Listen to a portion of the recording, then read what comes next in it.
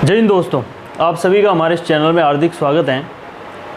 हमने जो एक पिछली बार जो एक टॉपिक पढ़ा था शिक्षण विधियों के जुगाड़, जिसमें हमने क्या देखा था कि शिक्षण विधियां और उनके प्रतिपादक के बारे में पढ़ा था और हमने ट्रिकली जाना था कि और अधिकतर बच्चों के जो है मेरे पास मैसेज भी आए, कमेंट भी आए और उन्होंने बताया कि उन्हें ये वीडियो बहुत पसंद आया। सर इसी प्रकार का कोई और वीडियो आप बनाइए। तो इसी बात को ध्यान में रखते हुए मैंने परिभाषाओं के जुगाड़ के नाम से एक और वीडियो लेकर के आ रहे हैं, जिसमें शिक्षण विधियों के अंतर्गत जितनी भी परिभाषाएं आई है, इम्पोर्टेंट जितनी भी परिभाषाएं आई हैं, वो सारी परिभाषाएं हम जुगाड़ ली उनको याद करेंगे कि अगर वो परिभाषा जो हैं परीक्षा में पूछी जाए तो हम उसको किस प्रकार से उसके आंसर को सही कर पाएँ या सही आंसर तक कैसे पहुँचें, इसके जुगाड़ हम जो है इसमें देखेंगे, समझेंगे। आइए वीडियो को शुरू करते हैं। शिक्षा और शिक्षण को सुधारने के लिए शिक्षा विभाग ने और भारत सरकार ने समय समय पर कई प्रकार के आयोग गठित किए थे।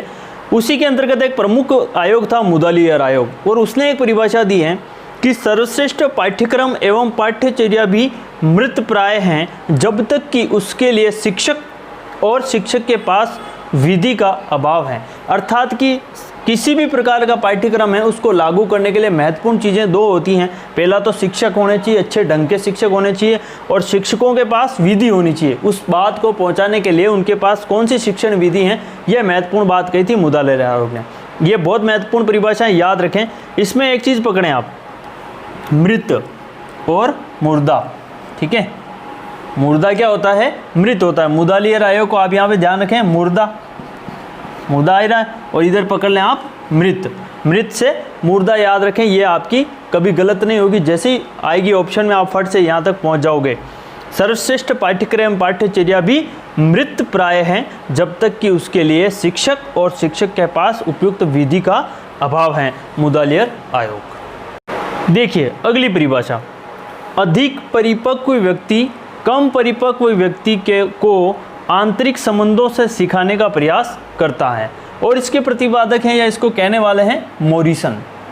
अब देखो मोरिसन कह रहे हैं, इसमें आप ये याद ध्यान रखना है, अधिक परिपक्व व्यक्ति और कम परिपक्व व्यक्ति। अधिक परिपक्व व्यक्ति कौन होता है? पिताजी, जो ज़्यादा जानते हैं, और कम जानने वाला कौन होता है? सन होता है। कौन होता है? सन। तो इस सन से पकड़ें, है ना, मोर यानी मेरा सन। मेरे सन को जो है अपन क्या करते हैं? कम परिपक्व यानी अधिक परिपक्व जो व्यक्ति हैं यानी पिताजी हैं, कम परिपक्व वाला व्यक्ति कौन? सन को सिखाते हैं। ये बात ध्यान रखते हैं, उसको सिखाने का प्रयास करते हैं, आंतरिक संबंधों के बारे में बताते हैं। अर्थात अधिक परिपक्व व्यक्ति कम परिपक्व व्यक्ति को आंतरिक संबंधों से सिखाने का प्रयास करता है। किसने कहा था? मोरिसन ने। देखिए, जिस प्रकार से एक सैनिक को सभी अस्त्र शस्त्र का ज्ञान होता है, उसी प्रकार एक शिक्षक को सभी शिक्षण विधियों का ज्ञान होना चाहिए। ये शानदार बात कहते हैं डॉक्टर एस.के. कोचर। ठीक है, तो इसको आप कैसे याद रखे हैं? तो इसके लिए एक शब्द पकड़ें आप, अस्त्र शस्त्र, और एक पकड़ें आप सैनिक। सैनिक के पास क्या होते हैं? अस्त्र शस्त्र, और वो क्या करता है? उसको पकड़ के रखता है। तो कोचर्स में से एक शब्द आप याद रख लें, कैच। यानी इसका अगर शॉर्टली अपन देखें तो ऐसे कर सकते हैं कि सैनिक जो हैं वो अस्त्र शस्त्र क्या करता है? कैच करता है। सैनिक क्या करता है? अस्त्र शस्त्र को कैच करता है। ये डॉक्टर एस.के. कोचर ने कहा था, ध्यान रखें। प्रोजेक्ट यथार्थ जीवन का ही एक भाग है जो विद्यालय में प्रयोग किया जाता है, और ये जो परिभाषा दी है बेलार्ड ने, और जितनी ये आपको कठिन लग रही उतनी एक ही बार में सरल हो जाएगी। देखिए कैसे विद्यालय में प्रयोग किया जाता है, ये लाइन उठाई, और बेलार्ड में से आप निकाल लें बेल का मतलब घंटी। घंटी का प्रयोग कहाँ किया जाता है? विद्यालय में। बस ये पकड़ें कि विद्यालय में प्रयोग किया जाता है बेल मतलब घंटी। तो बेलार्ड ने क्या कहा था? प्रोजेक्ट यथार्थ जीवन का ही एक भाग है जो विद्यालय में प्रयोग किया जाता है। क्या? बेल। अति महत्वपूर्ण परिभाषा है, ये कई बार पूछी गई है और बहुत ही शानदार परिभाषा है, बहुत महत्वपूर्ण, इसको याद रखना अति आवश्यक है। लक्ष्य के ज्ञान के अभाव में शिक्षक उस नाविक के समान है जो अपने साक्ष्य या मंजिल को नहीं जानता, उसे पता नहीं कहाँ जाना है, और बालक उस पतवार विहीन नौका के समान है जो लहरों के थपेड़े खाकर किसी भी तट पर टकराएगी। अगर शिक्षक को पता नहीं है कि उसका लक्ष्य क्या है तो उसके जो विद्यार्थी हैं वो भी जो हैं कहीं न कहीं भटकते हुए पहुंचेंगे, उनका भी कोई लक्ष्य नहीं होगा। बहुत ही महत्वपूर्ण परिभाषा है भाटिया जी ने दी है। अब इसको कैसे याद रखें? भाटिया से एक शब्द पकड़े भाटा। भाटा भाटा हमारा मेवाड़ी में होते हैं, हिंदी में उसका मतलब होता है पत्थर।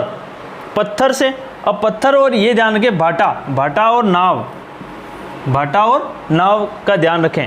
और तट, इसमें दो चीज़ें हैं। भाटा एक तो ज्वार भाटा था, वो भी कहाँ आता है? समुद्र में आता है। और ऐसे नहीं याद रखें भाटा का मतलब पत्थर पकड़ें, तो भाटे यानी नाव जो है किसके टकराती हैं? भाटे यानी पत्थर से टकराती हैं, जिसके कारण से वो नौका जो है लहरों में इधर उधर डोलती फिरती है और पता नहीं किसी भी तट पे जाकर के रुकेगी। एक बार पत्थर से टकरा गई, जैसे टाइटैनिक भी था, किसी चट्टान से टकरा गया और अंदर डूब गया था।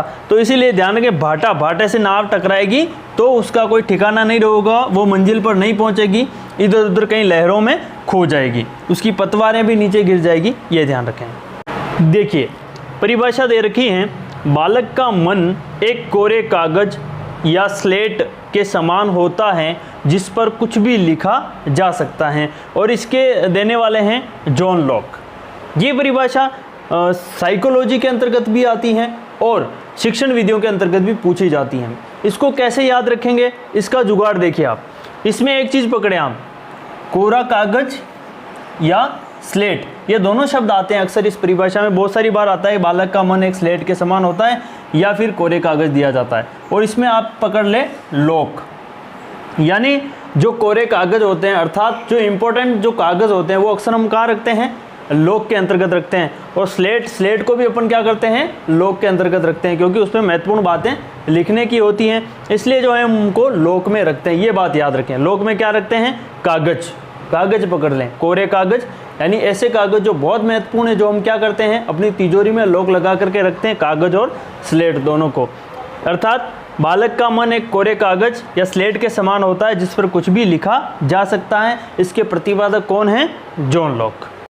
वह निर्देशात्मक युक्ति जो छात्रों को संगठित ज्ञान प्रदान करती हैं इकाई कहलाती हैं। ये कहा था एनसीईआरटी ने। एनसीईआरटी ने कहा, इसलिए ये बहुत महत्वपूर्ण बन जाता है, ध्यान रखें, क्योंकि ये प्रश्न बन भी सकता है। तो इसको आप याद रखने के लिए ये शब्द पकड़ें, निर्देश। क्यों? क्योंकि एनसीईआरटी क्या करती हैं? पाठ्यक्रम से संबंधित हमें सारे निर्देश कौन प्रदान करती हैं? एनसीईआरटी। तो एक चीज़ याद रखें आप, एनसीईआरटी क्या करती हैं? निर्देश प्रदान करती हैं। बस ये याद आप रखें, एनसीईआरटी क्या करती हैं? निर्देश प्रदान करती हैं, यानी वह निर्देशात्मक युक्ति जो छात्रों को संगठित ज्ञान प्रदान करती हैं इकाई कहलाती है। कौन कहता है? एनसीईआरटी, क्योंकि एनसीईआरटी निर्देश प्रदान करती है। देखिए, मेज दराजों के चारों ओर बैठे विद्यार्थी जब शिक्षक के नियंत्रित वातावरण में स्वाध्याय करते हैं तो वह पर्यवेक्षित विधि होती हैं। ये कहा है बाइनिंग एंड बाइनिंग ने। देखो इसको मैंने कैसे याद किया था बताता हूँ। मैं पहले एक प्राइवेट स्कूल में पढ़ाता था, तो वहाँ पे क्या है कि अक्सर कमरे वगैरह जो थे उनको साफ़ सफाई करने के लिए बाई जी आते थे, बहुत सारे बाई जी आते थे। तो बाइनिंग एंड बाइनिंग को मैंने क्या बनाया था? By ji. बाई जी क्या करते थे? कमरे की साफ़ सफाई करते थे। तो वो जो हैं मेज़ दराजों की सफाई भी करते थे। कौन? बाई जी सफाई करते थे मेज़ों की, दराजों की। और सबसे बड़ी चीज़ ये कि कौन सी मेज़ कहाँ रखनी है, कौन सी टेबल, कौन सी कुर्सी कहाँ पे रखनी है, ये सारी जानकारी किसको होती है? बाई जी को, क्योंकि वो क्या करती थी? नियंत्रित करती थी अपने हिसाब से। स्वाध्याय यानी अपने हिसाब से बाई जी जो हैं, बाइनिंग को आप याद रखना, बाई जी क्या करती है? मेज़ दराजों की साफ़ सफाई करती है और उनको नियंत्रित करने का काम भी करती है, ध्यान रखें। एक और महत्वपूर्ण परिभाषा है, पाठ्य योजना का अनुसरण करने से असावधान अध्यापक भारी भूलों से बचेगा और सुयोग्य व्यक्ति की मौलिकता में कोई अंतर नहीं आएगा। ये कहा है टी रेमंड ने। ठीक है, तो इसको अपन कैसे याद रखें? टी का मतलब तो आप पकड़ लें चाय, ध्यान रखें। कौन सी कंपनी की है? रेमंड कंपनी की चाय है। और आपने देखा होगा जब आप पढ़ते हैं, बहुत सारे बच्चे जो स्टूडेंट हैं, मेरी भी बात है इसमें, कि जब अपन पढ़ते हैं तो बहुत से बार पढ़ते पढ़ते हमको नींद आती है। तो जब नींद आती है तो हम अक्सर क्या पीते हैं? चाय पीते हैं, ताकि नींद उड़ जाए। क्यों पीते हैं? ताकि हमें जो है भारी भूलों से बचने के लिए। भारी बुल्लों से बचने के लिए हम कौन सी चाय पियेंगे? रेमंड की टी रेमंड की चाय पियेंगे तो हम भारी बुल्लों से बच जाएंगे, नींद खुल जाएगी और ये परिभाषा हमारी याद हो जाएगी। भाषा प्रयोगशाला विद्युत की साज सज्जा युक्त एक शिक्षण कक्ष है और ये परिभाषा दी है एडविन पेकर ने। ये जितनी कठिन नज़र आ रही उतनी है नहीं, बिल्कुल सिंपल हो जाएगी। एक चीज़ याद रखें, भाषा प्रयोगशाला वैद्युकीय साज सज्जा युक्त एक शिक्षण कक्ष है और इसमें आप ध्यान रखें पैक मतलब बिल्कुल पैकिंग। देखिए बिल्कुल बिल्कुल पैक्ड होती है ना, और वो जो कक्ष होता है वो बिल्कुल पैक होता है। ये आपको पता होना चाहिए। प्रयोगशाला क्या होती है? पैक होती है, बिल्कुल पैक होती है, ताकि उसमें जो रखे हुए यंत्र हैं वो खराब ना हो, उस पर धूल मिट्टी ना लगे, इसलिए उसको बिल्कुल कवर किया जाता है, पैक किया जाता है। तो भाषा प्रयोगशाला बिल्कुल पैक होती है, ध्यान रखें। आप सभी का बहुत बहुत धन्यवाद। ये जो सब कुछ बता रहा हूँ ये मेरे अपने निजी अनुभव हैं, क्योंकि मैं जब पढ़ता था, जब मैंने रीट की तैयारी करी थी तो मैंने ऐसे ही करी थी, क्योंकि परिभाषाएं ऐसे याद नहीं होती हैं। इस प्रकार के आप छोटे मोटे जुगाड़ करके जो हम बहुत सारी चीज़ों को याद कर सकते हैं। मैं चाह रहा हूँ इन सब का लाभ आप सभी को मिले।